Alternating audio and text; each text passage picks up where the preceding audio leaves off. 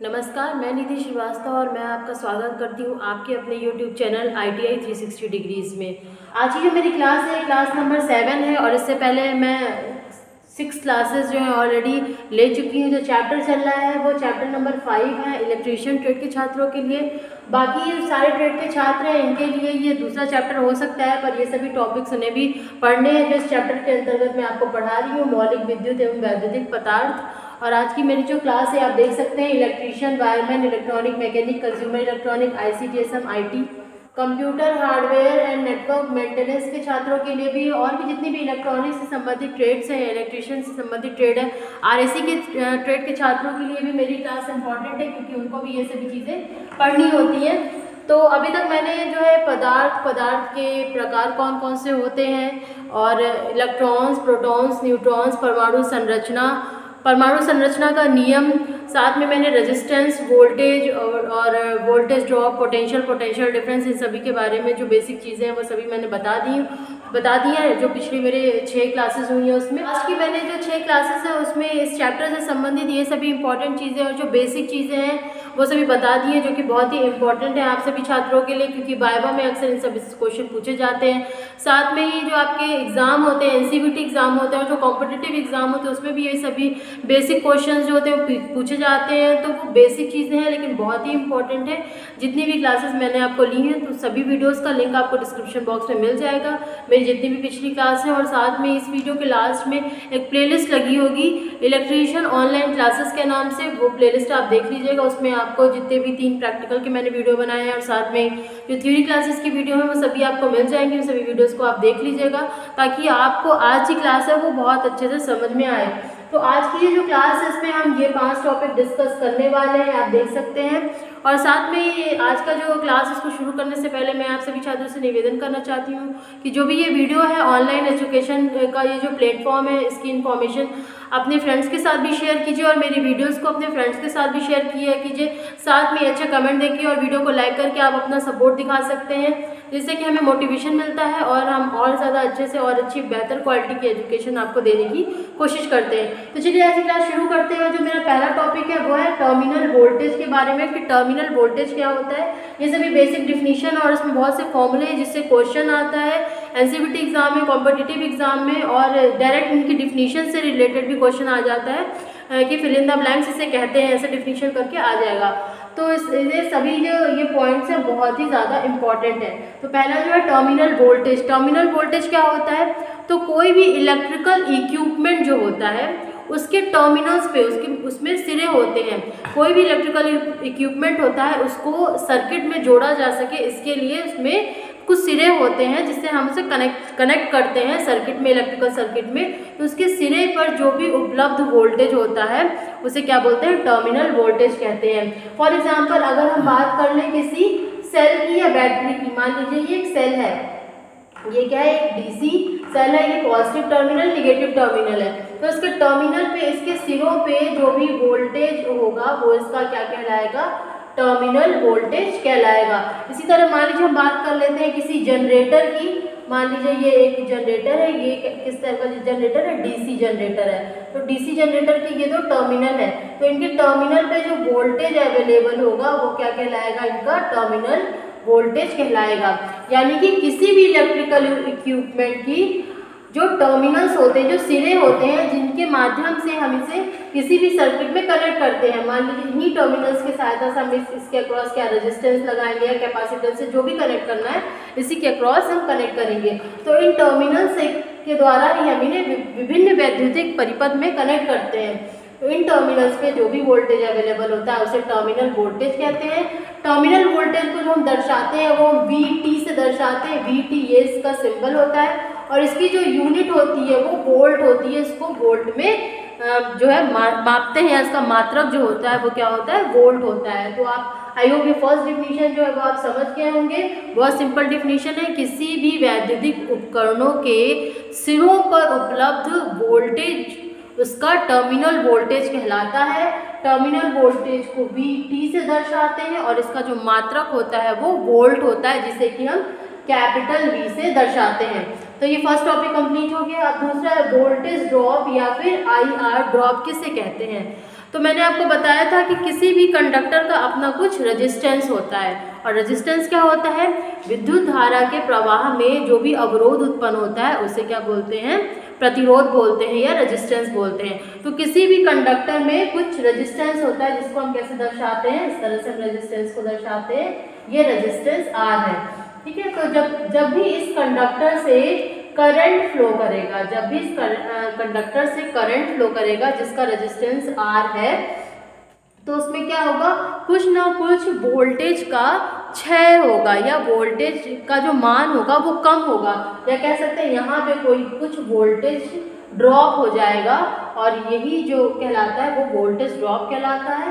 या इसको कैसे मापते हैं, ये जो वोल्टेज ड्रॉप होता है इसे हम IR इस फॉर्मूले से दर्शाते हैं। यानी कि यदि ये एक कंडक्टर है जिसका रेजिस्टेंस R है और इससे I करंट फ्लो कर रहा है, तो इस कंडक्टर में कितना वोल्टेज का मान कम होगा या फिर कितना वोल्टेज का क्षय होगा, ये हम कैसे किस फॉर्मूले से कैलकुलेट करेंगे, IR से कैलकुलेट करते हैं। इसीलिए इसको क्या बोलते हैं, IR ड्रॉप बोलते हैं या फिर वोल्टेज ड्रॉप कहते हैं। तो सिंपल इससे क्वेश्चन पूछा जाता है एनसीईआरटी एग्जाम में कि यदि किसी कंडक्टर का रेजिस्टेंस मान लीजिए 10 ओम है और उससे 5 एम्पियर की करंट फ्लो कर रही है, तो उसका IR ड्रॉप का मान बताइए या उसके अक्रॉस होने वाले वोल्टेज ड्रॉप का मान बताइए। तो सिंपली आप कैसे कैलकुलेट कर सकते हैं, ये आपको रेजिस्टेंस का मान पता है, करंट का मान पता है, 5 × 10 करेंगे, ये क्या हो जाएगा 50 वोल्ट हो जाएगा। तो जो वोल्टेज ड्रॉप या IR ड्रॉप होता है उसे भी हम किस में मेजर करते हैं, या क्या मात्रक होता है, उसका मात्रक भी वोल्ट होता है। नेक्स्ट हमारा टॉपिक है वो वैद्युतिक कार्य है। वैद्युतिक कार्य किसे कहते हैं, तो ये जो तीन अभी नेक्स्ट जो डिफिनीशन हम डिस्कस करने वाले, वैद्युतिक कार्य, वैद्युतिक शक्ति और वैद्युतिक ऊर्जा, ये तीनों बहुत ही इंपॉर्टेंट हैं। इनसे बहुत से क्वेश्चन बनते हैं एनसीईआरटी एग्जाम में, कॉम्पिटिटिव एग्जाम्स में, जैसे आप अगर टेक्नीशियन ग्रेड 2 का एग्जाम देने जाते हैं या फिर कोई भी एग्जाम देने जाते हैं, CITS का एग्जाम देने जाते हैं, उसमें भी इस टॉपिक से क्वेश्चन बनते हैं। तो मैं वो भी सभी चीज़ें आपको बताऊँगी इस वीडियो में कि किस किस प्रकार के क्वेश्चन जो होते हैं वो बन सकते हैं इन टॉपिक में। तो हम बात कर लेते हैं वैद्युतिक कार्य को किसे कहते हैं। वैद्युतिक कार्य क्या होता है कि विद्युत वाहक बल द्वारा इलेक्ट्रॉन्स को मूव कराने के लिए या प्रवाहित कराने के लिए जो कार्य किया जाता है उसे वैद्युतिक कार्य कहते हैं। मैंने आपको बताया था कि EMF या फिर इलेक्ट्रोमोटिव फोर्स, इसका फुल फॉर्म भी पूछ लिया जाता है। EMF का फुल फॉर्म क्या होता है, EMF का फुल फॉर्म होता है इलेक्ट्रोमोटिव फोर्स। तो इलेक्ट्रोमोटिव फोर्स जो होता है इसका कार्य क्या होता है, इलेक्ट्रॉन्स को प्रवाहित कराना किसी भी कंडक्टर में। तो इलेक्ट्रॉन्स को प्रवाहित करने के लिए EMF द्वारा जो कार्य किया जाता है उसे क्या कहते हैं, वैद्युतिक कार्य कहते हैं। तो जो वैद्युतिक कार्य होता है, इलेक्ट्रिकल वर्क होता है, उसका फॉर्मूला क्या होता है, electrical work is equals to क्या होता है, EMF into current into time, ठीक है। क्योंकि हम क्या जानते हैं, Q बराबर क्या होता है, I इंटू T होता है। और क्या होता है इलेक्ट्रिकल वर्क, EMF द्वारा जो विद्युत वाहक बल होता है उसके द्वारा इलेक्ट्रॉन्स को मूव कराने के लिए जो कार्य किया जाता है वही इलेक्ट्रिकल वर्क कहलाता है। तो EMF इलेक्ट्रिकल वर्क बराबर क्या होता है, EMF into current into time, या फिर आप लिख सकते हैं EMF इंटू चार्ज लिख सकते हैं। तो ये हो गया फॉर्मूला, ये फॉर्मूला आपको ध्यान रखना है। और उसके बाद बात कर लेते हैं इसकी यूनिट की, जिससे ज़्यादा क्वेश्चन आते हैं कि इलेक्ट्रिकल वर्क या वैद्युतिक कार्य का मात्रक क्या है। तो इसका मात्रक क्या होता है, जूल। जूल इसका मात्रक होता है जो कि SI यूनिट में होता है, ये ध्यान रखिएगा। जूल मात्रक होता है वैद्युतिक कार्य का, किसमें, SI सिस्टम में होता है। और इसका CGS सिस्टम में मात्रक क्या होता है, ये सारे क्वेश्चंस एग्जाम में पूछे जाते हैं। बहुत ही इंपॉर्टेंट है कि वर्क का, इलेक्ट्रिकल वर्क का SI मात्रक क्या है, जूल। फिर वैद्युतिक कार्य का या फिर इलेक्ट्रिकल वर्क का CGS मात्रक क्या है, अर्ग है। या ध्यान रखना, अर्ग होता है इसका CGS मात्रक और जूल होता है इसका SI मात्रक। और इसमें एक ट्रांसफॉर्मेशन है, 1 जूल बराबर 10⁻⁷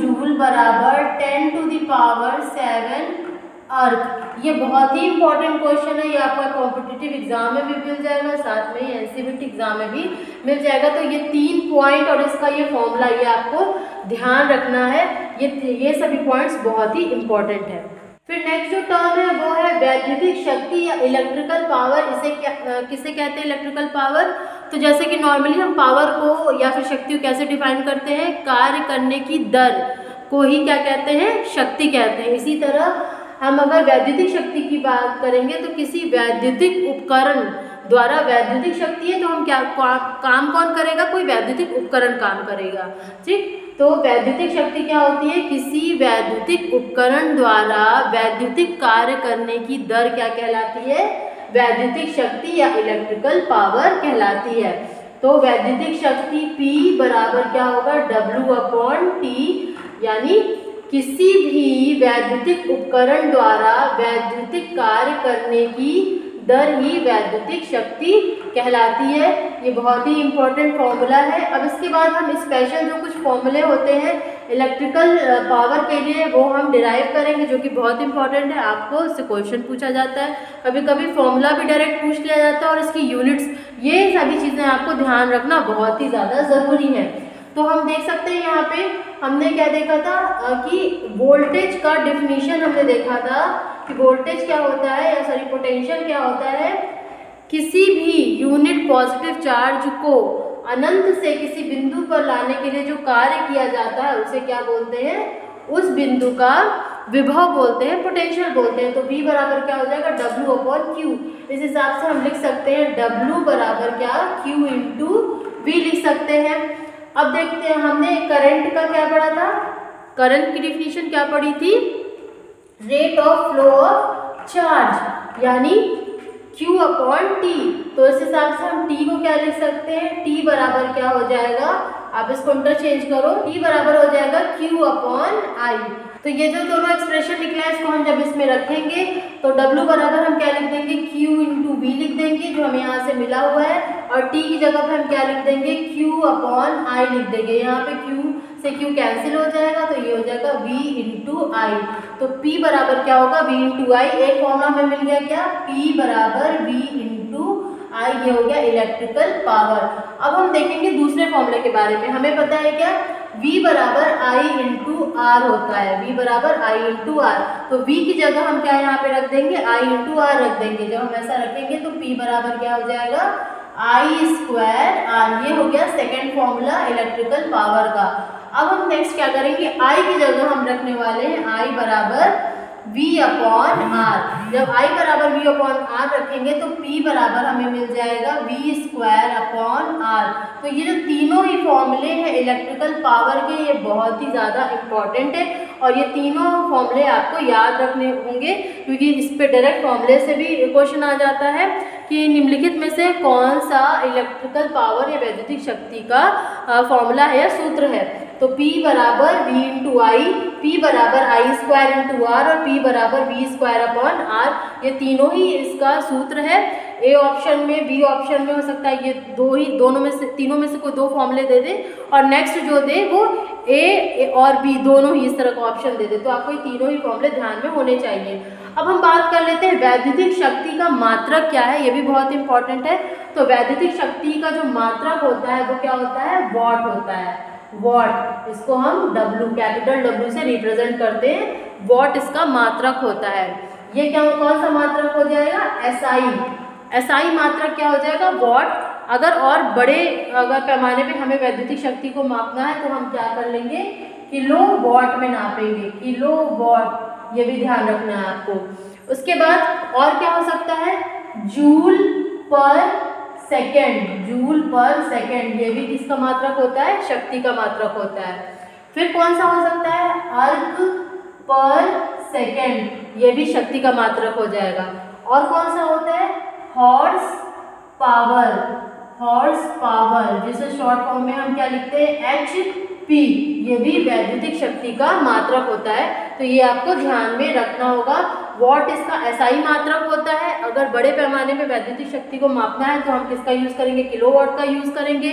जूल पर सेकेंड, जूल प्रति सेकेंड भी इसका मात्रक होता है, अर्क प्रति सेकेंड भी मात्रक होता है, और हॉर्स पावर भी मात्रक होता है। अब ये हॉर्स पावर से बहुत ही इंपॉर्टेंट क्वेश्चन बनता है। क्या क्वेश्चन बनता है? 1 हॉर्स पावर बराबर कितना वॉट होता है? ठीक है, ये बहुत ही ज़्यादा इंपॉर्टेंट क्वेश्चन है, कॉम्पिटिटिव एग्जाम में भी पूछा जाता है। तो आपकी जो एनसीईआरटी का सिलेबस है उसके अकॉर्डिंग इसका 2 कन्वर्जन दिया हुआ है, एक 746 वॉट दिया हुआ है या फिर इसको जूल पर सेकेंड भी लिख सकते हैं। और ये किस में है, किस प्रणाली में है? ये है ब्रिटिश प्रणाली में। इस तरह से भी क्वेश्चन पूछ देता है एनसीईआरटी में कि ब्रिटिश प्रणाली में 1 एचपी का मान कितना होता है। तो आपको ये ध्यान रखना है, ब्रिटिश प्रणाली में 1 एचपी का मान होता है 746 वॉट या जूल प्रति सेकेंड। अब एक और प्रणाली होती है जिसे बोलते हैं मीट्रिक प्रणाली। मीट्रिक प्रणाली में जो 1 एचपी होता है उसका मान होता है 735.5 वॉट या फिर जूल पर सेकेंड। तो ये भी आपको ध्यान देना है। ये किस प्रणाली में है? ये है मीट्रिक प्रणाली में। मीट्रिक प्रणाली में ये वाला कन्वर्जन है। तो ये दोनों चीजें आपको ध्यान रखनी है। और एक और कन्वर्जन क्या देता है? 1 वॉट बराबर 1 जूल पर सेकेंड।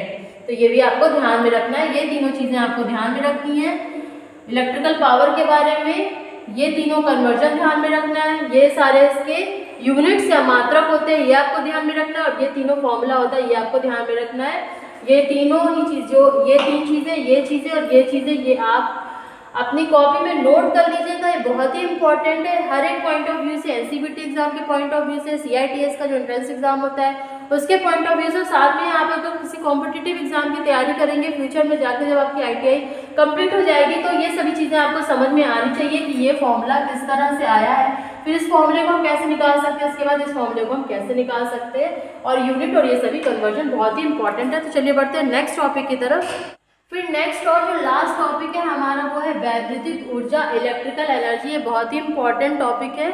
और हम जैसा कि जानते हैं कि एनर्जी की डेफिनेशन आप पहले भी पढ़ चुके होंगे। एनर्जी क्या होती है? कार्य करने की क्षमता को ऊर्जा कहते हैं, एनर्जी कहते हैं। Capacity of doing work is called energy. तो इसी तरह हम जब वैद्युतिक ऊर्जा की बात करेंगे तो हम किसी वैद्युतिक उपकरण के बारे में बात करेंगे। तो किसी भी वैद्युतिक उपकरण द्वारा कार्य करने की क्षमता ही क्या कहलाती है? वैद्युतिक ऊर्जा कहलाती है। तो किसी भी वैद्युतिक उपकरण द्वारा कार्य करने की क्षमता ही क्या कहलाती है? वैद्युतिक ऊर्जा कहलाती है। अब बात कर लेते हैं कि इसका मात्रक क्या होता है और इसका फॉर्मूला क्या होता है। तो हम क्या जानते हैं कि एनर्जी बराबर क्या होता है? शक्ति गुणे समय, यानी कि पावर इनटू टाइम होता है। तो हमने क्या देखा है? वैद्युतिक शक्ति का क्या क्या फॉर्मूला आपने देखा है? VI इंटू टी, ये एक फॉर्मूला हो गया एनर्जी का। दूसरा क्या हमने देखा है? I² R इंटू टी, ये एक फॉर्मूला हो गया। तीसरा फॉर्मूला क्या हो जाएगा? V² R into T. तो ये तीसरा फॉर्मूला हो जाएगा। हमने देखा है क्या? V इंटू I क्या है? वैद्युतिक शक्ति है। I² इंटू R क्या है? वैद्युतिक शक्ति है। और V² R क्या है? वैद्युतिक शक्ति है। जब हम शक्ति में टाइम से मल्टीप्लाई कर दे रहे हैं तो हमें क्या मिल जा रहा है? इलेक्ट्रिकल एनर्जी मिल जा रहा है। तो ये तीनों फॉर्मूले हो गए इलेक्ट्रिकल एनर्जी के। तो ये तीनों फॉर्मूले भी आपको ध्यान में रखने हैं। अगर आपको पावर का फॉर्मूला ध्यान में रखता है, P बराबर क्या होता है? V इंटू आई। P बराबर इलेक्ट्रिकल पावर बराबर क्या होता है? V इंटू आई। दूसरा फॉर्मूला क्या होता है? V² R। और तीसरा फॉर्मूला क्या होता है? I² into R। अगर ये तीनों फॉर्मूला आपको ध्यान है तो अगर इसमें हम टाइम से मल्टीप्लाई करेंगे तो इलेक्ट्रिकल एनर्जी का फॉर्मूला हमें मिल जाएगा। बहुत ही सिंपल है। एनर्जी का मात्रा क्या होता है? जूल होता है। और हम अगर इलेक्ट्रिकल एनर्जी की बात कर लें तो इसमें इलेक्ट्रिकल एनर्जी को वॉट आवर में वॉट किसका? इलेक्ट्रिकल पावर का यूनिट क्या है? वॉट है, मैंने बताया है। पावर का एसआई मात्रक क्या होता है? वॉट होता है। उसमें टाइम से मल्टीप्लाई करेंगे तो टाइम को हम किसमें? घंटे में लेते हैं। अगर हम इलेक्ट्रिकल एनर्जी की बात करते हैं तो वॉट आवर में या तो इसे नापते हैं इलेक्ट्रिकल एनर्जी को, या फिर किलो वॉट आवर में नापते हैं। और ज़्यादा जो इसका प्रचलित जो यूनिट है, मात्रक है, वो क्या है? किलो वॉट आवर है। ज़्यादातर जो हम इलेक्ट्रिकल एनर्जी को नापते हैं वो हम किलो वॉट आवर में नापते हैं, जिसमें से किलो वॉट किसका यूनिट है? पावर का यूनिट है। और आवर यानी कि घंटा किसका यूनिट है, टाइम का यूनिट है। तो आपको ये ध्यान रखना है। वैद्युतिक ऊर्जा को, इलेक्ट्रिकल एनर्जी को हम किलो वॉट आवर में या फिर वॉट आवर में नापते हैं। टाइम की जगह अदर यूनिट भी दी जा सकती है, मिनट दिया जा सकता है, सेकेंड दिया जा सकता है, इस तरह से दिया जा सकता है। लेकिन जो एक स्टैंडर्ड यूनिट है, एक इसका स्टैंडर्ड मात्रक है, वो क्या है, किलो वॉट आवर है। और एक बहुत ही इंपॉर्टेंट कन्वर्जन है, जैसे कि आप देखते होंगे आपके घर में बिजली जो भी व्यय होता है, बिजली का व्यय होता है, आप बोलते होंगे 10 यूनिट का बिजली खर्च हुआ या फिर 15 यूनिट का बिजली खर्च हुआ। तो वो यूनिट क्या है, वो भी क्या है, आपके घर में जो व्यय हो रहा है वो क्या है, एनर्जी व्यय हो रहा है, ऊर्जा का व्यय हो रहा है। तो 1 किलो वॉट आवर बराबर क्या होता है, 1 यूनिट होता है, जो हम अपने घर में बोलते हैं यूनिट का व्यय हुआ। आज इस बार इस मंथ में 50 यूनिट बिजली का बिल आया, 150 यूनिट बिजली का बिल आया। तो वो यूनिट क्या है, 1 यूनिट बराबर क्या होता है, 1 किलो वॉट आवर होता है। इसीलिए ये किलो वॉट आवर जो है वो वैद्युतिक ऊर्जा का, वैद्युतिक एनर्जी का, इलेक्ट्रिकल एनर्जी का बहुत ही प्रचलित यूनिट है। क्योंकि जहाँ पे भी बिलिंग का काम होता है वहाँ पे हम क्या करते हैं, किलो वॉट आवर में ही वैद्युतिक ऊर्जा को, इलेक्ट्रिकल एनर्जी को मापते हैं। तो ये बहुत ही इंपॉर्टेंट है। और मैं आपको इसी क्लास में बताना चाहती हूँ कि नेक्स्ट वीडियो में मैं आपको क्या सिखाऊंगी। तो आपके घर में जो बिजली का बिल आता है वो कैसे कैलकुलेट किया जाता है या उसको कैलकुलेट करने का क्या मेथड है, वही उसी बारे में मेरी नेक्स्ट क्लास होने वाली है। हालांकि आपके एनसीईआरटी एग्जाम में भी इससे क्वेश्चन आते हैं, लेकिन कॉम्पिटिटिव एग्जाम के पॉइंट ऑफ व्यू से बहुत ही इंपॉर्टेंट टॉपिक है। और मेरा जो नेक्स्ट वीडियो होगा वो इसी बारे में होगा कि वैद्युतिक ऊर्जा या इलेक्ट्रिकल एनर्जी का जो गणना होता है वो कैसे आप कर सकते हैं और अपने घर का ही बिजली का बिल आप कैसे कैलकुलेट कर सकते हैं। यही चीज़ मैं आपको सिखाने वाली हूँ अपने अगले वीडियो में। तो आशा करते हैं जो आज का मेरा वीडियोस में जो भी चीज़ें मैंने आपको डिफिनीशन बताई, जो भी फॉर्मूला बताया, जो भी मात्रक बताया, वो सभी चीज़ आप समझ गए होंगे। आप उसे नोट डाउन भी कर लेंगे, साथ में आप अपना नोट्स भी बनाते जा रहे होंगे ताकि आपको फ्यूचर में भी हेल्प मिलती रहे उससे। अपने फ्रेंड्स के साथ मेरे वीडियो को शेयर कीजिए ताकि वो भी आप अपने ऑनलाइन क्लासेस का लाभ उठा सकें। ये वीडियो अच्छा लगा हो तो वीडियो को लाइक कर दीजिए, चैनल में पहली बार हो चैनल को सब्सक्राइब कर दीजिए। मिलते हैं नेक्स्ट क्लास में नेक्स्ट टॉपिक के लिए। आज के लिए बस इतना ही, धन्यवाद।